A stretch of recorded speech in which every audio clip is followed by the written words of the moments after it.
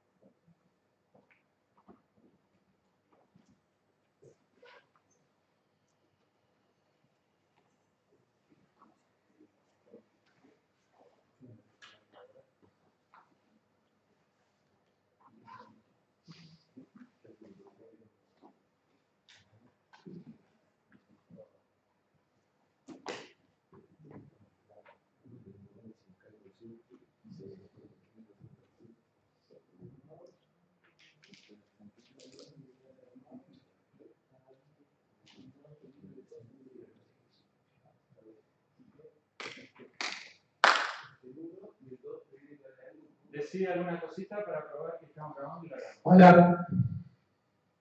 ¿Está bien así?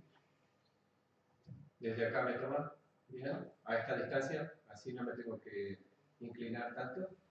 Subir un poquito porque sea más. A ver, porque estoy como un poco hacia la izquierda y tengo algo acá en el medio. Ahí está bien. Ok, voy a tratar de no moverme mucho. Y por una hora voy a estar quietito. Después...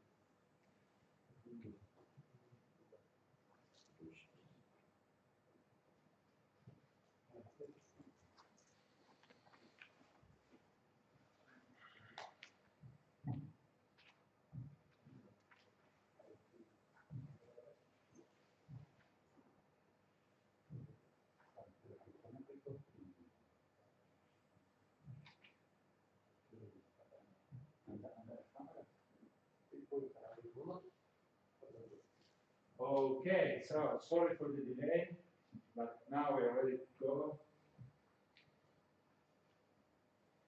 And we are opening our second day of the conference.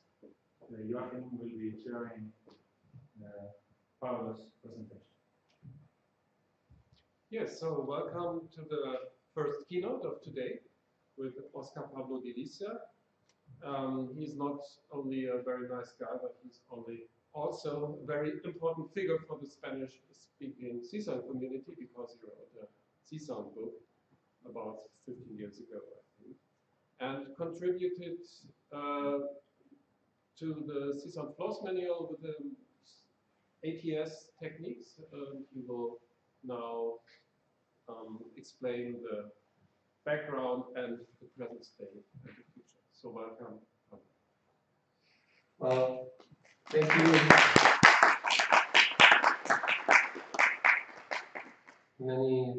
Many thanks, Joachim, and I'm very glad to be here. And thanks to you, to be listening this talk. Yes, I can define myself as an old-fashioned sound user. Yet I did almost all my compositions, which are not very much, using C-Sound. When I asked Luis which would be an appropriate subject for this talk, I offered him to talk about my compositions using C-Sound and other topics, and also to talk about the ATS system. And he told me, well, I don't mean your compositions are not interested, but if I have to give an opinion, I think that the ATS system is not very well known and used by the C-Sound community, and that could be an interesting subject for your talk. So I followed his advice, and there we are. In this talk, I will address first the theoretical background of the ATS system, and then I will talk about the applications which allows to use it, and if we have some time yet, your questions, and I will address specifically the opcodes devoted to ATS using under C-Sound. Since approximately, oh sorry, since approximately 2001, several applications were developed by a team of academics from the UNQ, the National University of Quilmes, and from the University of Washington in Seattle, USA, using this ATS technique, analysis, transformation synthesis, that is what the acronym ATS stands for, was developed by the composer and researcher Juan Pampin, who is at present the director of the DX Arts at the University of Washington, USA. And those applications included standalone programs as well as unit generators for environments like Pure Data, Super Collider, and C-Sound. The ATS technique was developed by Juan Pampin, as I say, and essentially it represents two aspects of the analyzed signal, the deterministic part and the stochastic part. This model was initially conceived by Julius Orion Smith and Xavier Serra, but the ATS system refines certain aspects of it, such as the inclusion of psychoacoustic data. I will explain this later. The deterministic part consists of sinusoidal trajectories with varying amplitude, frequency, and phase. And it is obtained performing high-level analysis on the spectral data obtained using short-time Fourier transform analysis. The stochastic part is also termed residual because it is achieved by subtracting the deterministic signal from the original signal. Now we will start a summary review of some development that led to the idea of ATS. I don't mean by this that there is nothing in between, and there will be, and there is nothing after this. Just this is, as you can see, 4 stages that led to the idea of ATS. And for developments and ideas which ATS took as a basis. The STFT analysis that allowed to analyze changing sound by means of a sliding window analysis of Fourier translating a window, or several Fourier analyses concatenated.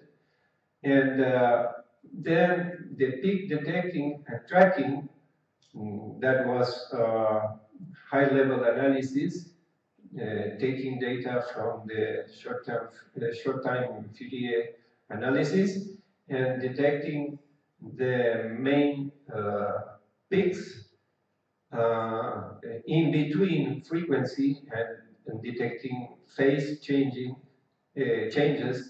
between the bins by using parabolic interpolation. So this allowed to somehow solve, or yes, to get a better resolution in the analysis. And Julius Orion-Smith developed a program called Partial, which was meant to analyze and synthesize piano sounds. And then Julius Orion-Smith and Xavier Serra developed what is called the deterministic plus stochastic model, which leads to the SMS technique, spectral modeling synthesis, which is what I have explained. It is representing a sound by means of two kind of data, the deterministic and stochastics. And then Juan Pampín took this model and included specifically some psychoacoustic processing.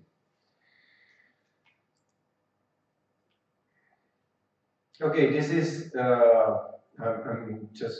just a plot of how the deterministic data is represented using the ATS and also the SMS system, deterministic sinusoidal trajectories having amplitude, frequency, or and phase. Phase data might be discarded in the analysis. And this is how the residual part or the noisy part of the signal is represented, is in energy in the 25 critical bands in the Park scale. And this is the ATS analysis flow diagram. I will take I will address this with some detail. Here you have the sound to be analyzed, and here you have the STFT analysis, which is the basis to get the basic data, spectral data. And if you follow this path, you will find first the peak detection algorithm, which tries to detect the main peaks in between the bins using parabolic interpolation, the amplitude peaks and the phase values. And with these values is going to try to do peak tracking, that is to link the peaks to get sinusoidal trajectories changing in time. This part of the algorithm is very similar, almost the same as the algorithm used in S and S, except for some psychoacoustic processing is used with the aim of improving the result of the peak tracking, because it's I will not deal with this in detail, but this is a complicated, very complicated algorithm. I know that because I didn't the algorithm, but I was one who translated the algorithm originally written in Lisp to C. So the psychoacoustic data is basically the SMR, the signal to masking ratio. For each peak detected, a masking curve is computed, and it is assumed if the user set it, it is assumed that peaks having similar SMR are likely to belong to the same trajectory. So the user might set this as relevant or not. It depends on the parameter, on the analysis parameter. But in this stage, psychoacoustic data could be relevant. It will be relevant in other stages as well.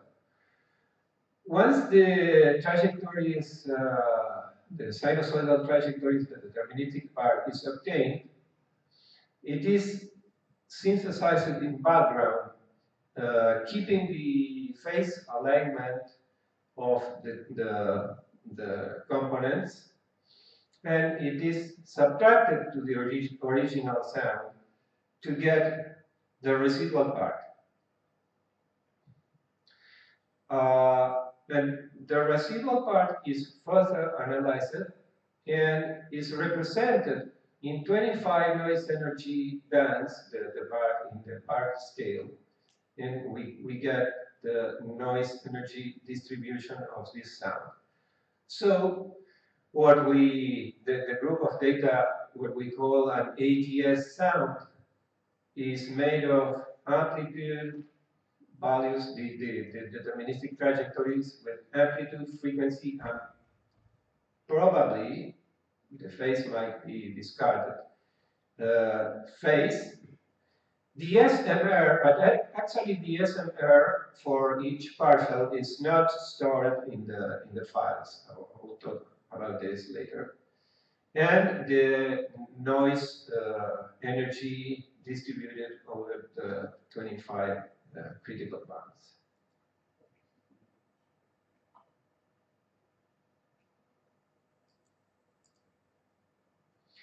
So here you can take a look of the ATS analysis parameters. You can see that those are quite a few. And if you take a look, quick look, I will address this very quickly. You might do questions later. But if you take a look at the column in the left, what you will see is basically the parameter for short time Fourier analysis. And what is specific of ATS analysis are in the right. There are also some post-analysis improvement process, which has to do with some very small segment in the trajectories and some sudden interruptions in the trajectories that might be corrected by interpolation or suppression of those small trajectories. And here, I think the most important is here with that parameter, the user might set how much he wants or she wants to the SMR data to contribute to the analysis. So you might set here no contribution at all. And this is because the algorithm analysis looks back the data in order to get trajectories more stable as possible. And you can set here how much of any of the peaks starting from the last, the closer to the one you are considering in the analysis, how much will contribute. Zero will mean that all peaks will equally contribute to the analysis. Okay, and here you can set the type of output analysis you want. Those are okay, the input sound file and output ATS file, and this is actually this is useful because after the analysis, the ATS analysis engine write a file which contains in one channel, in the left channel is the noisy, the residual part, and in the right channel is the deterministic part. So you might check in this file if you get something that is close to the original to see if you succeeded with your analysis. And that leads me to some prerequisite that the ATS, the sounds to be analyzed with the ATS system should meet. Some are very obvious, and some are not so obvious. For example, the ATS analysis was meant to analyze isolated individual sounds. That means that so you can actually analyze any sound containing chords or multiple instrument or acoustical source together, or sequences of sounds. The analysis is not likely to render optimal results. So better to analyze isolated sounds. And this is interesting because speech sounds, it's very difficult to get a good analysis and ATS analysis with speech sounds. And this is because we think usually in speech sounds, of speech sounds as a single sound. But this is not true. This is a sequence of very different sounds. So if you want to get a good analysis of speech sounds, you should partition the sonic stream in smaller parts. The second is the second and third are very obvious. The sound to be analyzed must have been recorded with a good noise signal to noise ratio and should not contain unwanted noise. I don't know.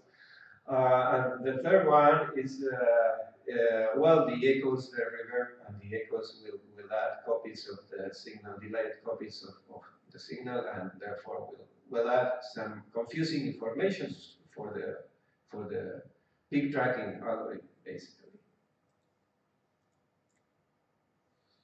And what is a good analysis, a good ATS analysis? In my opinion, the ATS system is not very popular and not very much used because the result relies too much in getting a good analysis, ATS analysis, and this is very difficult to get. You have to do many tries. The first condition is very well known. It's the typical issue of the temporal versus frequency resolution in the STFT analysis. And the second one is that the deterministic and the stochastic, this is the residual data, must be reasonably separated in their respective ways of representation, in which I don't know exactly which is reasonable and depends heavily on the user purposes, but I can show you some examples later. I can show you some examples that in which the noisy part is very well conceptually and technically separated than the deterministic part. And if the analyzed sound is pictured, the sinusoidal, the deterministic trajectory should be as stable as possible and ordered according to the original sound's harmonic. That means that the first partial should be the first harmonic, and so on. And as for the stability of the trajectories, this is not often is not often possible, because you might know that certain sounds, even pictured, like the brass sounds, has very changing, and the piano sounds changing partials in the onset very quickly, in significant changes.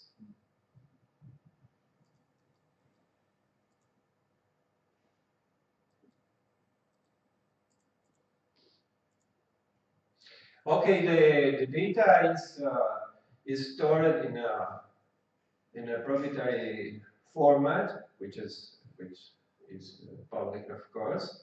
And here you can see all the data that it has a metadata in a header, which hold all this data about the analysis, this data. And there are four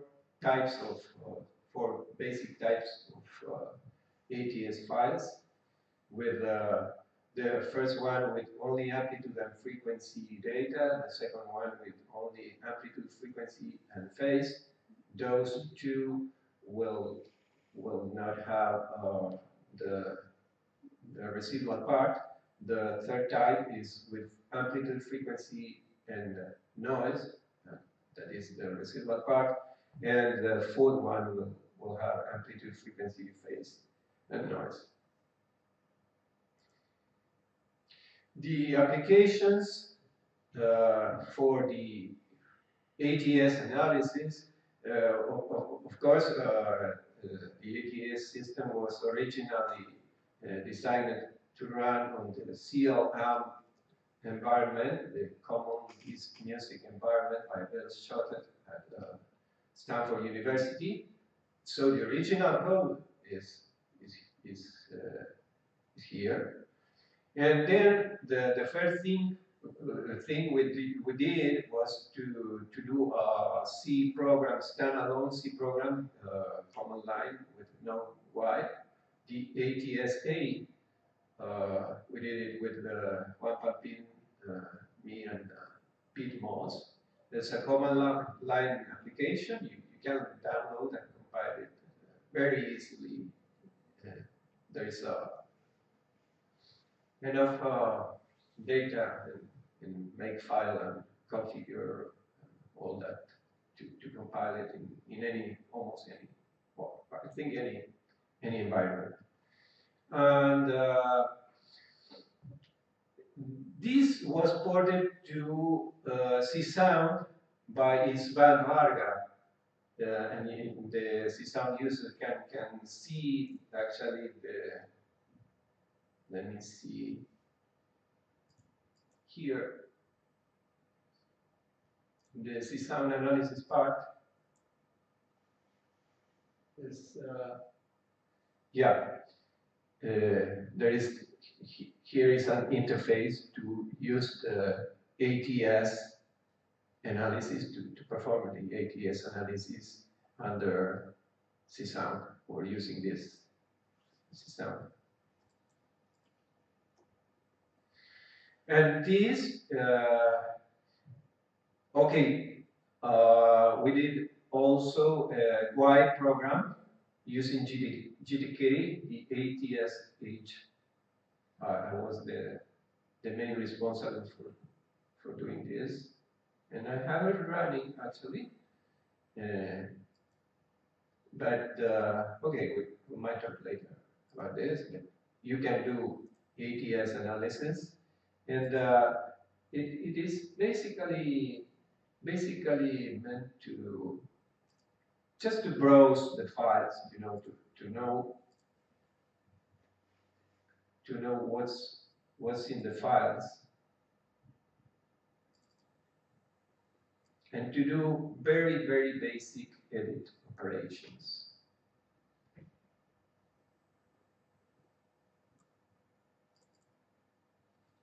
Here you can see it. You can select and do something, do some very, very basic operations. And you can select partials by several means and to see information in several ways also. And then French engineer Jean-Philippe Merlet did the QATSH GUI application using Qt, and I have to admit that he did better than me. I recommend that.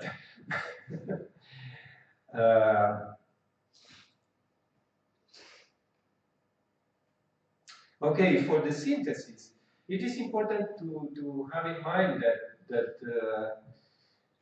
once you have the data, you can do whatever you want with the data. But a good departing point is to check if you, with the data you have, you can do something the more close or similar possible as the original sample. So for this purpose, for the deterministic part synthesis, of course, you can use an oscillator bank to do the synthesis with interpolating amplitude, frequency, and if you want it with phase, and if you want it, you have it, you can interpolate, do phase interpolation if relevant to you. This is underlined because this is what actually is done. The IFFT synthesis might be faster. I don't know. Somebody suggests to use this to do the deterministic part synthesis faster, but we didn't do that. And you can use also, this is a good example, you can use also the deterministic data to drive a bank of bandpass filters and do some kind of hybridation or cross synthesis without the, you can do it, of course, with other techniques, but I think this is useful. I can show you an example for doing this. This is not, strictly speaking, the deterministic part synthesis is using the deterministic part to process other sounds. For the residual part synthesis, we can use basically two approaches. The subtractive synthesis, of course, using back of bandpass filters, using noise as source, And what we used was interpolated noise, was a bank of Randy units. And as you know, here you can see the output of Randy unit, interpolated noise, getting each value with an ofteness of 1,000 hertz, and it's multiplied by a 2,000 hertz sinusoid. So the spectra are convolved, and you get a result very, very similar to a bandpass filter. You can see that in the main lobe, between the main lobe and the surrounding lobe, there is a rejection of approximately 25 dB. The deterministic plus residual synthesis is it is 20? 30. 30. Okay. Thank you.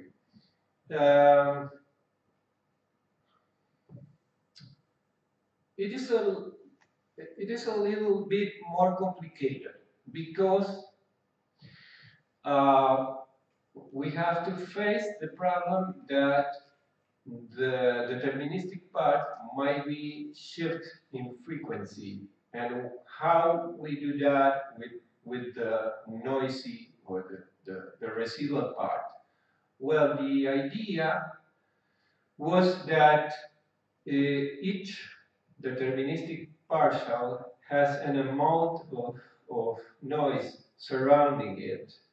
So if this partial is shifted in frequency, it will take with it, to put it this way, it will take with it his noise, his surrounding noise.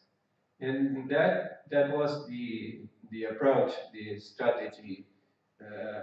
This requires a pre-analysis of the data, which located at each frame and for each partial the amount of noise energy in the critical band, or by the critical band which is crossing, and store this value. And this value will be used to feed the unit that will synthesize the noise in the deterministic plus residual synthesis. I will explain this formula. This formula shows how to compute the end sample of the output, and here you have the sigma, the summation. And this is, to the left, you have the deterministic part, which is, of course, nothing but a sine or a cosine function, which is scaled by the amplitude value. And here we are not taking account the phase changes. And plus the same deterministic component, but it is scaled, it's multiplied by the Randy output to get the noise with the centered in the involved frequency, involved changing frequency. But the difference is that it's scaled. This one is scaled by the noise what was computed to be surrounding this partial. I hope I'm doing my best to explain this. I'm sure you can explain, you can understand far more complex things. But I'm doing my best to explain this. Or of course you can have any combination of A and B also for the synthesis. Those are the applications for ATS synthesis and transformation. And you can use, of course, the CLM environment. You can use Super Collider, UGIS by John Parmentier. I myself, using also the work by other authors, did an ATS toolkit for pure data, having several, okay, the analysis must be performed offline always. So this is only for synthesis and transformation. And of course, the ATS GUI application and the QATS GUI applications allows the ATS synthesis, but with constraints, because those are GUIs. You cannot do whatever you want, as you can do using Super Collider or CLM and CSAM, actually. And there is also Sphere. It's a GUI standalone program which doesn't allow the ATS analysis, but can load ATS files in to transform and to synthesize them. And now, what is of interest of you? Those are the ATS of code, because I don't know exactly how this happened, but it turned that István Varga ported the analysis engine to CSAM, and so there was the need to do some codes. And Alex Neumann, master student of computer science, did at Washington University, following the advice of Juan Pampin and Richard Kaplan, did these codes that are in CSAM to use ATS. And I divided this code in two groups. The first group is allows you to read data, and as you can read data, you can access actually to the individual data of each partial and noise band, and you can do what else you want or you can with that data.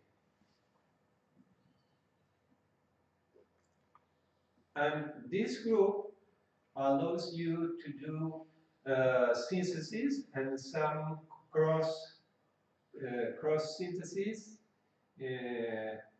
with the data, but the individual data of each partial and the noise band cannot be obtained. You have to use the synthesis method that I have already explained.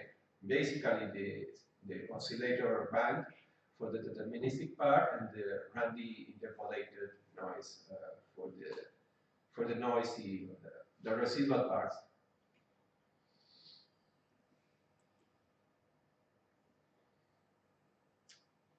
Okay, there are examples in the FLOSS manual. Praise to Joachim. For each one of these codes, I will, I don't know how much time is. We have now nearly 10. How much? 10. 10 minutes? 10 minutes left. Before the questions? Yeah. Okay. So I will. I think it's best to show you some examples in CSAM, and then we can go to the questions.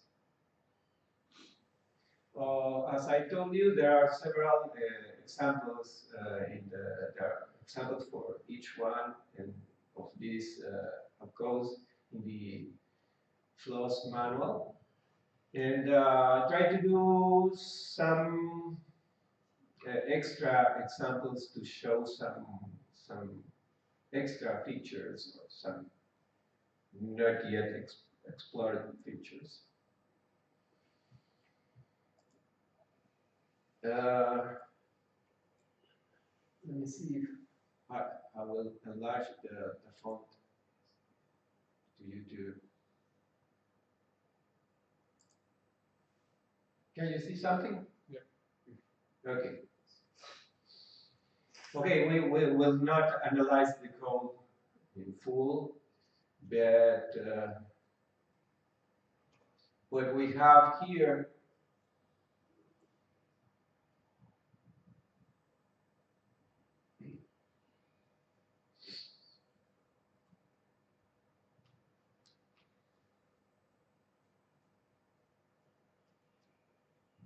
okay.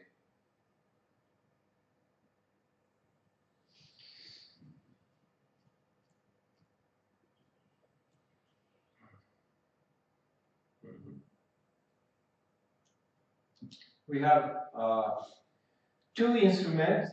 Each one of them, one uses the ATS add synthesis and reads an ATS file and synthesizes the deterministic part, and the other, which is called res, synthesize the residual part. I did this basically because we have actually an code called ATS noise, SynNoise, ATS SynNoise, which do both synthesis together. But ATS SynNoise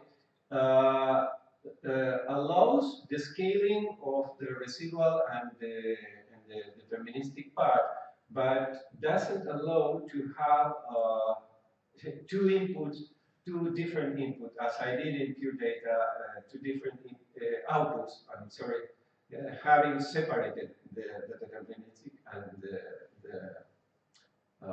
residual part. So if you can have this separate, you can specialize, for example, in a different way. And can compile it. It worked. There arises the hidden laughter of That wasn't part of. This is the editor. I don't know why he did. Foley. Let me see. Yeah, I know what's going on.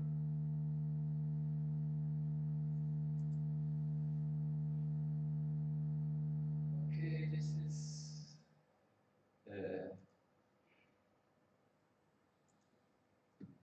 It was set. There arises the hidden laughter of children in the foliage.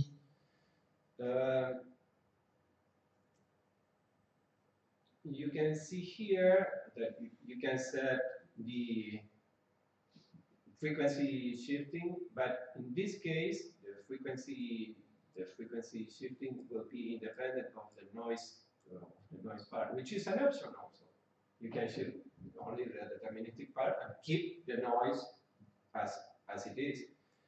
It usually gives good result to me to use a 25% of the amplitude of the noisy part. I don't know why,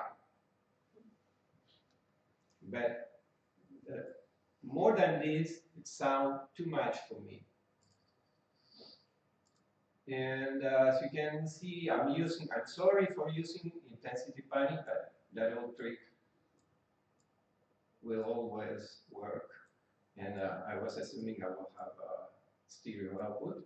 So you can set here any amount of the noisy part and any location with the constraints of intensity panning stereo. You can put in the space those components. Now for this, what we are going to do in this one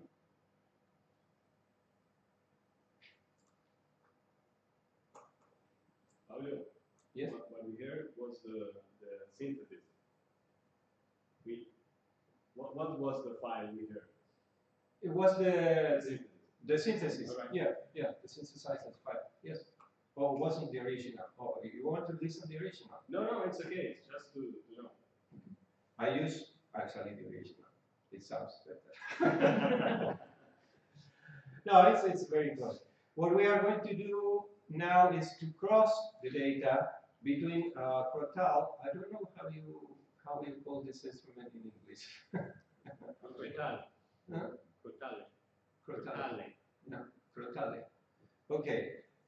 With that speech, female voice speaking. But basically, what I did here is to take as source the speech sound and to use the deterministic data of the Crotal to drive a bank of bandpass filters.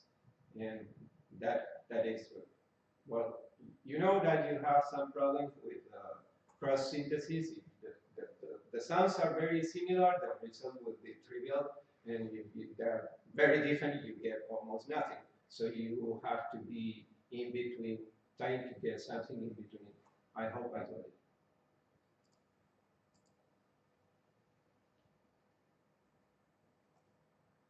Okay, you will listen first the original sound, and then the Crotal sound, original also, and then the cross.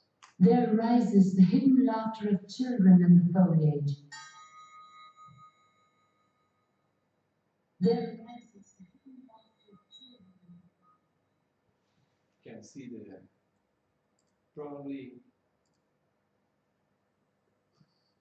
probably you can see more than what you listened. There rises the hidden laughter of children in the foliage. There rises the hidden laughter of children in the foliage.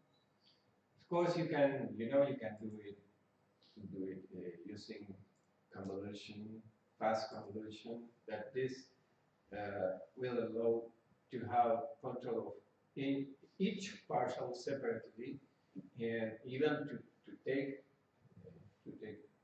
out any partial. And also, I think that the reverberant effect, because of the delay of the filter using convolution, will be most likely very large. It's avoided here.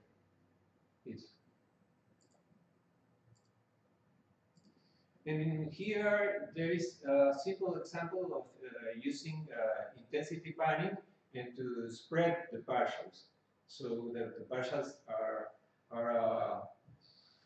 there are an instrument which receives a table which is like having the location in the azimuth for each partial from the lowest to the highest. And then with simple intensity panning, we'll get several, it depends on the table you use. And of course, you have to take into account that intensity panning is only effective in a specific range of frequencies, which are approximately below 1,500 Hertz. So that was I choose for this Crotal, and very sharp onset also. And here you can see it fairly in the spectra for what channel you have some. I hope you listen to something. You have some different spread of partials. According to the table I use, which are very simple table, one with one fading, one with one fade in, fade out, like a triangular, which will place the partials in the middle, close to the middle, and the ones the lower and the higher in the right, in the left and the right, and so on.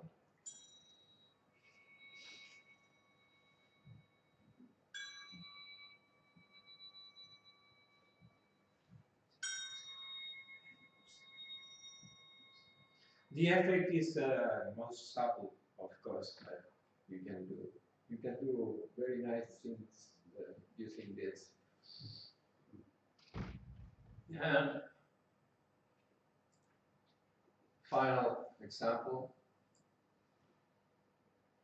What I did here was take a bassoon analysis, bassoon sound, playing in C4, and I used FM for each partial. So I said the same way, the similar way, I used it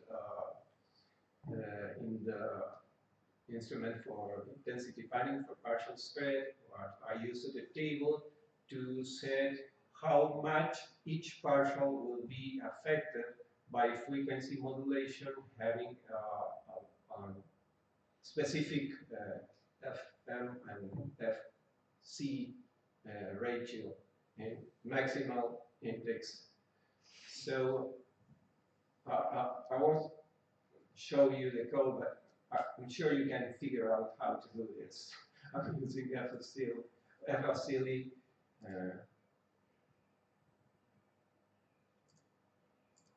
That is only for the sake of showing that if you have the data, you can do whatever you want.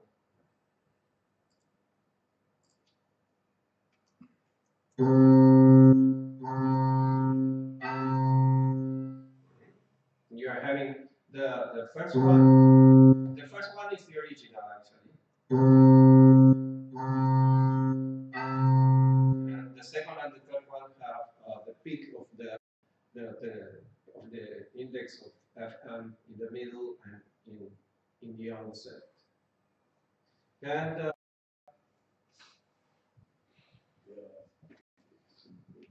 in the title of the talk, you mentioned prospects. So say something about that. You're right. You're damn right. Well, I was avoiding that because I wanted to. Well, I want to say that this is what I would expect to have in addition. And not by any means criticizing the excellent work that has been done here. And I'm not referring to me, I'm referring to Alec Norman, that your codes are very, very clean, really. But what I would like to have personally was, for example, having the data, the analysis data as global data loaded in a table. And I know we could try to do it by hand. I mean, by hand, using CSUN, of course. But to have a gene routine and having allocated the data to be read by several units, so as you don't have to open and read an ATS file to each node you perform, will be really handy. I don't know. I would like to know your opinion on that. And as we have that, we would want to have also the units, the corresponding units that reads this table instead of reading directly from a file. And what could be handy, I was thinking in, okay, so it's not ATS of code specific. It might be done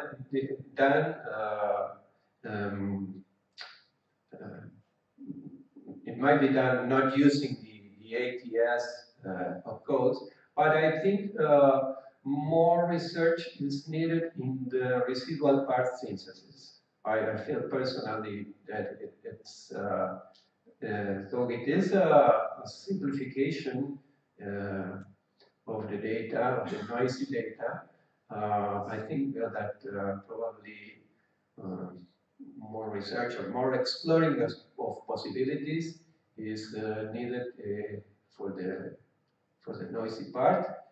And finally, it could be handy to have some codes to write the data directly to arrays. That would be my guess best, I think.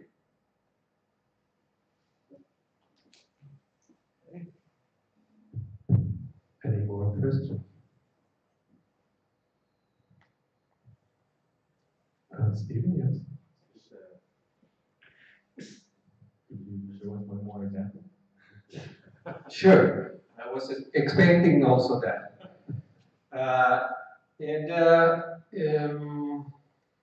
Actually, there is the wiki page of Washington University, Seattle.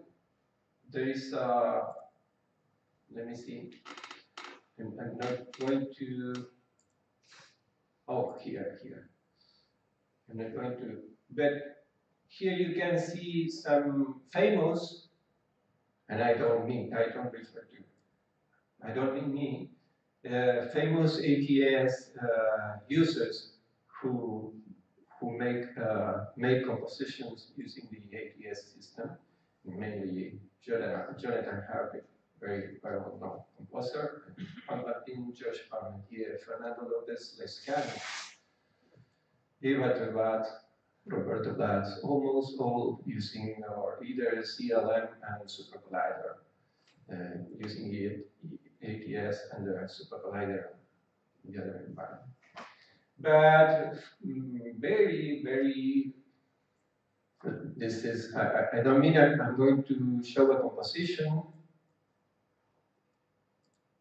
that I wanted to show you,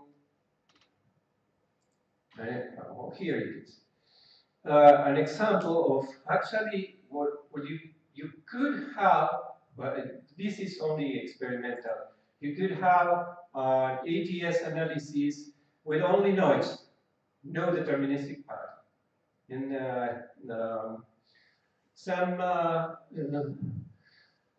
somebody asked me why not, and I told him yes, why not. He sent me a really very bad recording, noisy sound, and I tried to just to get the residual analysis, and the strategy was, of course, to get some dummy deterministic part, very non-relevant, low amplitude, and to send all the rest, because you know the analysis method will subtract. So it's up to you to consider what you will consider residual and what you will consider deterministic. To some extent, it's up to you. And what I get, what's the initial clapping? You listened in the when we were checking the sound, and I used two methods for the resynthesis, but usually I don't know why also. So that was because I thought that probably more research is needed in using filters for the noisy part, but you will see which one sounds better to you. Now you will listen to the original sound, then the synthesized sound using the Randy interpolated method, the original sound again, and the residual using bandpass filter fed by noise, and I've used also a high pass and a low pass filters to improve the results.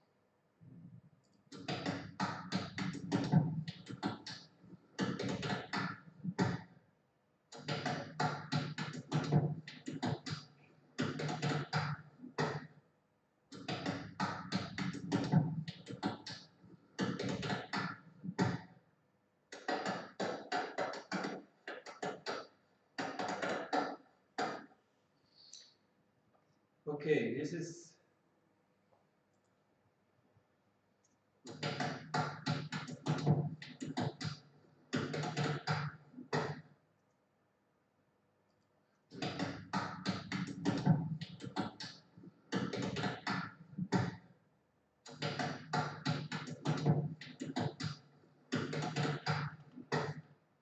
consider like if we are using just noise energy in 25 critical bands. ETS was not meant to do data, PAC data compression wasn't the goal, but consider that might be useful for some kind of noisy sounds.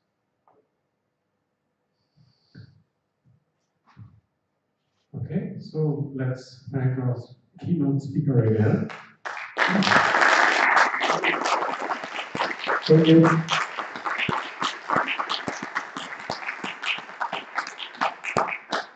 We have now coffee break, and I think there will be Luis will have something to say about it. We're going to have the coffee break. And during the coffee break, nice performance by Joachim and the guest cellist Lucrecia, who's outside in class. So I invite you all to come to the hall. And as you know, we are usually behind schedule, but we'll try to keep the program